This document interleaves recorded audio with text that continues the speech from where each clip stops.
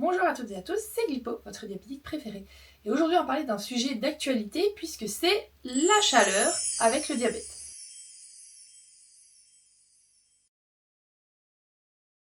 Souvent l'été c'est synonyme de vacances, plage, randonnée, activités, visites, on part explorer de nouveaux endroits, de nouvelles villes, et aussi synonyme de détente. Mais lorsqu'on vit avec un diabète, cette période peut aussi demander un petit peu plus de vigilance. Chaque année, dès que les températures grimpent, et particulièrement cette année avec les 10 000 canicules que nous avons eues, et que nous avons encore, je reçois pas mal de questions en DM qui sont à peu près toujours les mêmes, comme est-ce que je peux laisser 5 minutes mon insuline dans la voiture?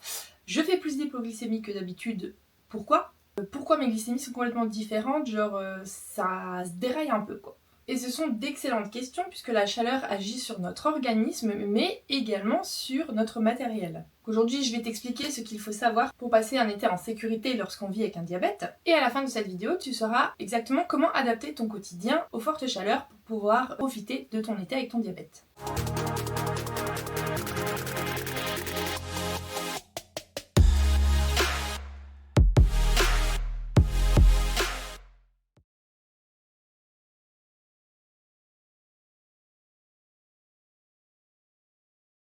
Avant de parler de conseils pratiques, il faut quand même qu'on sache ce qui se passe dans notre corps. Donc lorsqu'il fait chaud, notre organisme cherche à maintenir la température interne, comme on le sait tous, aux alentours des 37 degrés. Et pour cela, plusieurs mécanismes se mettent en place, le premier étant la vasodilatation. Donc concrètement, les petits vaisseaux qui sont situés sous la peau vont se dilater, donc s'élargir, afin de mieux évacuer la chaleur. Le résultat, le sang circule davantage. Et pourquoi c'est important pour nous? Lorsqu'on injecte de l'insuline sous la peau, puisque c'est du sous-cutané, l'insuline rejoint la circulation sanguine qui, elle, circule beaucoup plus rapidement. Donc l'insuline est assimilée plus rapidement et donc agit plus rapidement. Et c'est là que chez certaines personnes, on retrouve des hypoglycémies juste après le repas plus fréquentes ou qu'il n'y avait pas avant, qui sont parfois surprenantes et qui arrivent du coup rapidement. Mais en plus, ce n'est pas tout. Quand on est en vacances, on marche davantage, on est dehors, on profite, on fait du vélo, de la nage, on joue avec les enfants. Tout ça, ce sont des petites activités physiques qui, mises bout à bout, font que notre sensibilité à l'insuline est augmentée. On se retrouve donc avec plusieurs facteurs qui s'additionnent. À cela, on peut ajouter aussi parfois moins d'appétit parce qu'il y a la chaleur et parfois même une consommation d'alcool, par exemple à l'apéritif, parce qu'on est plus tranquille et que c'est les vacances. Et tout cela peut favoriser les hypoglycémies. Mais attention, que la chaleur ne fait pas toujours baisser la glycémie.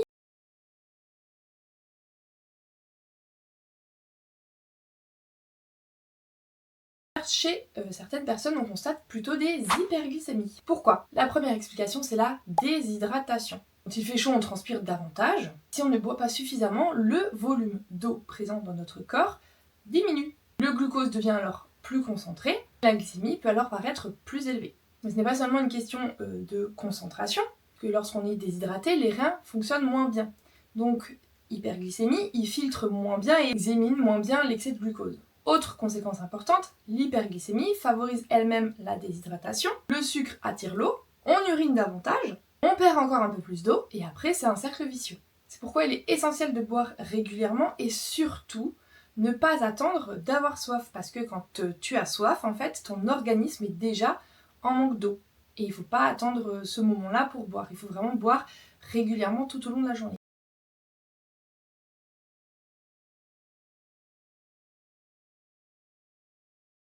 Une déshydratation peut passer parfois inaperçue. Certains de ces symptômes sont la bouche sèche, la fatigue inexpliquée, des maux de tête, se sentir un peu faible et surtout les urines foncées et peu abondantes. Donc tout ça chez une personne diabétique, ça peut aussi correspondre aux symptômes d'une hyperglycémie.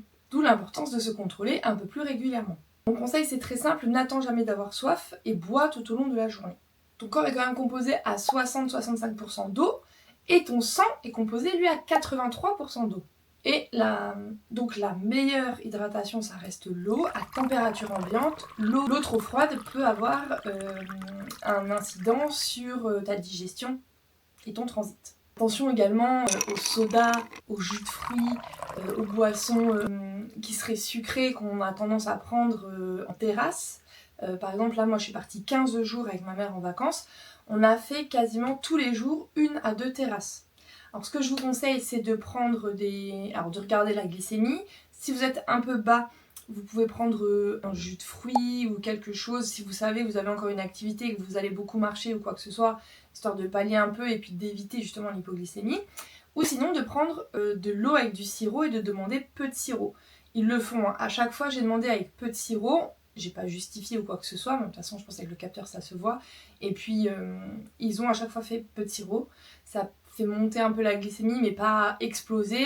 Ça fait une glycémie classique, je pense que je passe de 1,18 à 1,80 voire 2 et après en marchant ça redescendait normal donc ça marchait plutôt bien comme eux. Et autre petit point aussi, en cas de très forte chaleur, c'est-à-dire actuellement avec toutes les canicules qu'on a, lors de transpiration importante aussi, si vous faites de l'activité physique ou non, parce qu'avec la canicule, il n'y a pas besoin de beaucoup bouger pour se transformer en éponge. N'hésitez pas à, alors toujours sous conseil et avis médical, utiliser des pastilles d'électrolytes justement pour se réhydrater et apporter ce que vous avez perdu. Alors les électrolytes c'est très à la mode, on en voit de partout. Attention parce qu'en fonction des marques ce ne sont pas les mêmes compositions.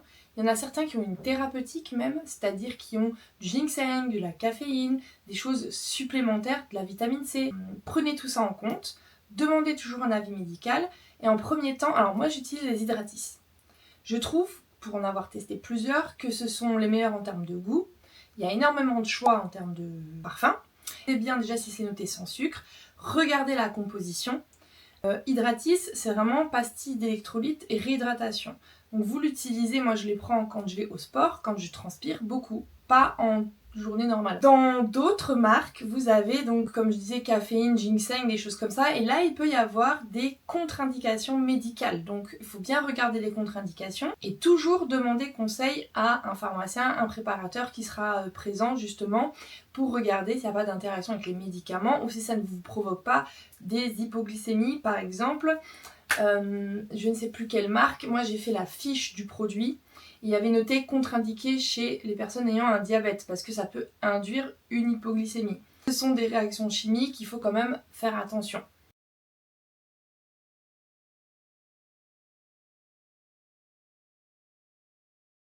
Et ensuite, la question qui revient le plus souvent, est-ce que la chaleur peut abîmer l'insuline? La réponse est oui. L'insuline c'est une protéine et comme la majeure partie des protéines, elle est sensible aux températures extrêmes. Une exposition à une forte chaleur prolongée peut diminuer son efficacité. Et ce qui est insidieux, c'est qu'on ne le voit pas. L'insuline, elle est comme on la connaît dans son stylo, pour mon cas, ou dans son flacon.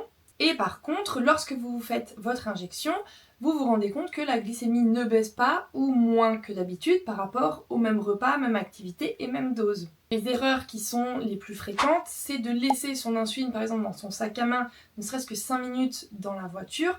Le problème c'est qu'en plein été, particulièrement lors des canicules, la température de la voiture elle peut atteindre 50 degrés en une demi-heure, si c'est pas plus. Et les labos informent bien sur les fiches produits que les insulines, donc qui sont conservées hors frigo qu'on utilise actuellement, sont stables jusqu'à 30 degrés. Les 30 degrés, on les atteint finalement assez rapidement. Même à l'intérieur, finalement, quand on laisse son insuline... Moi, j'ai dans la salle de bain, par exemple, et j'ai déjà flingué 2 stylos. Parce que la température de l'appart, qui chez moi n'est pas climatisée, avec les canicules, atteint 32 voire 35 et sur une longue durée. Donc au début, ça ne l'impacte pas forcément, et après, je me suis quand même rendu compte que j'avais flingué 2 stylos. Donc pour éviter tout ça, ce que je peux vous conseiller, c'est que l'insuline que vous avez à la maison, si vous êtes en train de l'utiliser, c'est de la garder au frigo, le temps des fortes chaleurs. Si vous vous rendez compte du coup que à plusieurs reprises, parce que si c'est qu'une fois, ça peut être un facteur extérieur, mais si à plusieurs reprises suite à votre injection, par rapport au repas égal, activité égale, dose égale, la glycémie ne baisse pas ou très peu, changez de stylo, tant pis. En fait, parce qu'une hyperglycémie prolongée, ça provoque des dégâts irréversibles sur l'organisme, hein, on ne répétera jamais assez. Si vous êtes en vacances, prévoyez toujours 2 stylos de secours ou 2 flacons de secours en plus de ceux que vous prévoyez pour la consommation. Là, quand je suis partie 15 jours, j'ai pris 3 stylos, 4 stylos. J'en utilise un par semaine, donc j'avais entamé un nouveau, un pour la deuxième, et j'en ai pris 2 autres pour la sécurité, justement si je les flinguais ou quoi, parce qu'il y avait des journées plage ou autre. Ensuite, ce que je peux vous conseiller, c'est que quand vous sortez de la maison, vous conservez votre insuline dans une trousse réfrigérée. Pas en contact direct avec la glace, parce que au contact de la glace, l'insuline s'inactive. C'est aussi des températures extrêmes dans l'autre sens. Du coup, vous ne pourrez plus l'utiliser, elle ne sera plus efficace. Donc il y a des trousses qui sont spécifiques, que j'ai déjà présentées. Maintenant, si vous souhaitez une petite liste, je peux vous la mettre en barre d'infos, ou refaire une vidéo spécifique là-dessus. Donc les trousses qui sont, vous savez, avec l'intérieur métallique, là, isotherme, un petit pain de glace dans un gant de toilette, une chaussette ou quoi que ce soit pour que ce soit pas en contact direct, ou alors les trousses spécifiques, la Keodia que j'ai testée avec le gel qui permet de garder de la fraîcheur pendant 24-48 heures. Favorisez toujours les zones d'ombre. Maintenant, quand on est par exemple à la plage ou dans le sac à dos en activité, le soleil tourne et il finit par taper quand même sur le sac. Je suis pas trop pour. Favorisez toujours la trousse. Et bien sûr l'ombre si vous pouvez, l'ombre et la trousse c'est l'idéal.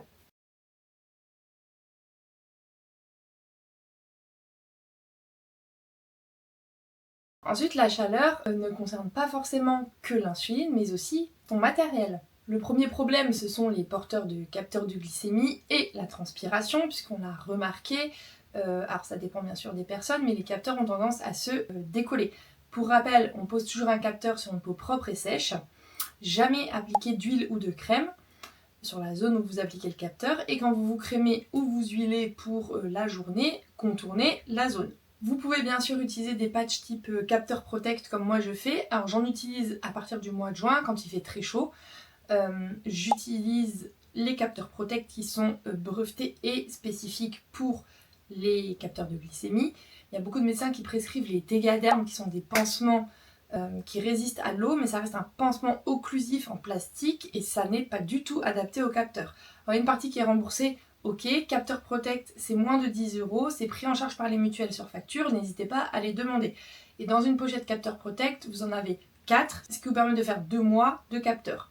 Donc en fait, ça vous fait quasiment tout l'été. Pour les porteurs précisément du Freestyle Libre 2+, ou Select, Abbott a envoyé un mail, je ne sais pas si vous l'avez consulté, moi je l'ai consulté pour mes patients à la pharmacie, sinon j'avoue en tant que patiente, je les lis comme ça vite fait, avec des informations et des précisions concernant la conservation des capteurs de glycémie. Donc, il nous précise que les capteurs de glycémie ont des plages de fonctionnement allant de 10 à 45 degrés, donc ça, on est bon. Que les lecteurs Freestyle Libre 2 et 3 fonctionnent entre -20 et 60. Au-delà de ces températures, vous pouvez avoir un message d'erreur qui est le E-1. Je vois aussi que les capteurs de glycémie non utilisés se conservent entre 2 et 28 degrés selon les modèles et peuvent être conservés au frigo, mais c'est non nécessaire à condition de respecter les températures recommandées, soit entre -4 et 28 degrés. Écoutez, je pense qu'en termes de conservation, c'est peut-être par rapport à l'adhésif du capteur. Après, normalement, on cherche ces capteurs une fois par mois, donc on en a... ils attendent pas très longtemps dans la chaleur. Moi, je n'ai jamais eu de soucis de ce type-là, et je ne les conserve pas au frigo. De toute façon, ils ont dit que c'était pas forcément nécessaire, mais ça peut être une option si ça vous rassure, ou si vous avez déjà des soucis d'adhésion avec le capteur. Moi, j'ai une peau extrêmement sèche de base, donc quand je le pose, ça ne bouge plus.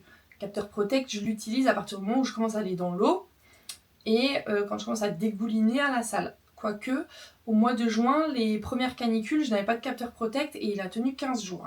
Pourtant, ça a ruisselé, je vous assure. Ensuite, concernant les pompes à l'insuline, alors là, je m'y connais pas trop parce que je suis pas concernée directement, mais j'ai fait quand même quelques recherches. Il précise il faut aussi éviter donc de les laisser trop longtemps au soleil, ce qui est ma foi logique, parce que l'insuline contenue dans le réservoir est soumise aux mêmes restrictions que les stylos qu'on peut avoir. Logique, vous me direz. Après, il me semble qu'il y a des pompes qu'on peut enlever, remettre, ça dépend des modèles. Là, pour moi, c'est encore un monde un peu obscur. Il faudrait que je creuse pour pouvoir vous faire une vidéo un peu plus, sans doute un peu plus dense aussi, avec les différents types de pompes, parce qu'il y a des boucles semi-ouvertes, fermées, voilà. Et comme je ne vais pas vous dire de bêtises, je préfère pas me prononcer. En tout cas, pense également à protéger ton matériel quel qu'il soit de l'eau salée, du sable et des chocs évidemment si tu vas à la plage ou en vadrouille.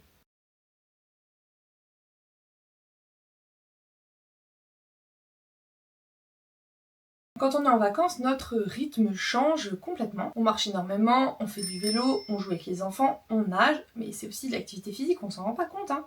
Et si on fait pas de sport au sens classique, ça en reste. Ça peut donc faire baisser nos besoins en insuline, ça faut en avoir conscience, sur les lentes notamment. Peut-être un petit réajustement de moins 2 unités pour éviter les hypoglycémies ou d'être trop bas toute la journée par exemple. Donc surveille donc davantage tes glycémies, surtout si tu fais une activité inhabituelle, hein.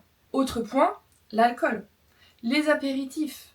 En fait, on est quand même en France où je trouve que l'alcool est quand même beaucoup mis en avant quand on va boire en terrasse, carte de cocktail, plusieurs pages, carte des vins. Quand vous regardez dans un bar, vous avez 2 colonnes d'alcool et une petite case comme ça de soft. Donc, c'est quand même beaucoup mis en avant, je trouve. Alors, en fonction des personnes, il y en a qui en consomment, d'autres pas du tout.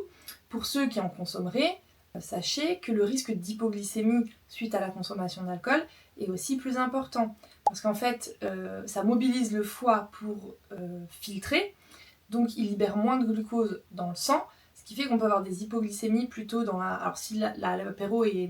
Si la consommation d'alcool est sur la période d'apéro ou dans la soirée, les hypoglycémies peuvent arriver dans la nuit, voire le lendemain. Quelques petits conseils, justement, ne jamais boire à jeun. Toujours un repas plutôt consistant, justement, ça permet d'absorber et à ce que l'alcool passe moins rapidement dans le sang aussi. Contrôle bien sûr plus souvent ta glycémie.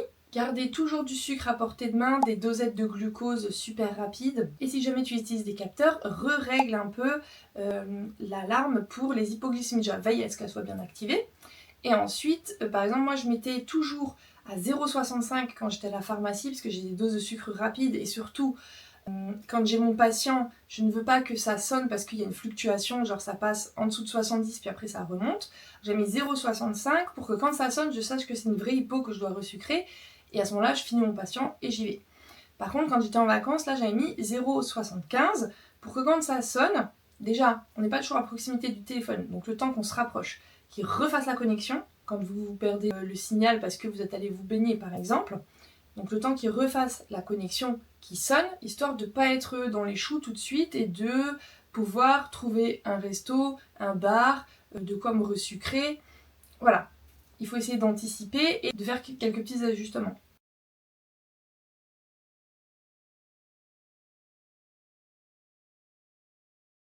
Pour terminer, voici les 7 choses qui sont à retenir pour cet été. 1. Je bois régulièrement, je n'attends pas d'avoir soif. 2. Je contrôle un peu plus souvent ma glycémie, en plus c'est rapide, un petit coup d'œil avec le téléphone. 3. Je protège toujours mon insuline de la chaleur avec une trousse adaptée. 4. Je fais attention à mon matériel, surtout à mon capteur. 5. J'anticipe les hypoglycémies, je prends toujours avec moi une briquette de jus de fruits, une dosette de glucose ou deux, des dosettes ou sticks de sucre aussi. Dans le sac à dos, sac de plage, sac à main, il doit y en avoir partout. 6. Je reste prudent concernant la consommation d'alcool. Et 7. Je profite de mon été. Le diabète demande un peu d'organisation, mais il ne doit pas vous empêcher de faire vos activités, de profiter de vos vacances, de vous détendre ou de passer de bons moments avec tes proches. Dis-moi en commentaire quelle est la plus grande difficulté que tu rencontres avec ton diabète pendant l'été. Ça peut aider d'autres personnes. Merci à toutes et à tous d'avoir regardé cette vidéo. J'espère que vous avez trouvé du contenu utile et inspirant. N'oubliez pas de vous abonner et de commenter, ça aide beaucoup la chaîne. On a passé la barre des 500. Merci infiniment, je suis trop contente. C'était un de mes objectifs pour 2026. C'était déjà celui de 2025, mais honnêtement, j'ai ramé, donc c'était compliqué. Mais l'essentiel, c'est d'y arriver. Continuez de vous informer et de soutenir ceux qui vivent avec un diabète. À dans 15 jours.